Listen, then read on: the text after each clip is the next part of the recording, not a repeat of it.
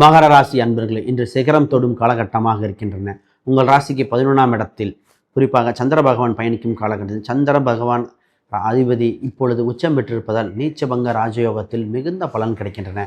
இன்று வளர்ச்சிகரமான காலகட்டம். திருமணம் சம்பந்தப்பட்டது முடிவுக்கு வருகின்றன. இன்று காதல் சம்பந்தப்பட்டது, திருமணம் சம்பந்தப்பட்டது, உறவில் ஏற்பட்ட சிக்கல்கள் தீர்க்கிற காலகட்டம். குறிப்பாக புத்திர தோஷம் உடையவர்களுக்கு ட்ரீட்மெண்ட் சம்பந்தப்பட்டது மருத்துவமனைகளில் சென்றால் அற்புத குழந்தைகள் பிறக்க வாய்ப்புண்டு. இப்பொழுது உங்களுக்கு கொடுக்கல் வாங்கல்கள் சீட்டு சம்பந்தப்பட்டது அனுகூலமாக இருக்கின்றன. கமிஷன் வகையில் வருமானம், ரியல் எஸ்டேட் கமிஷன் வகை வருமானம் உண்டு. குறிப்பாக ஆடிட்டிங் துறை சம்பந்தப்பட்டிருக்கு யோக காலகட்டங்கள். இன்று நீங்கள் வேலை சம்பந்தப்பட்டதில் மாறுதலுக்கு, இன்டர்வியூ சம்பந்தப்பட்டதுக்கு அற்புதமாக இருக்கின்றன.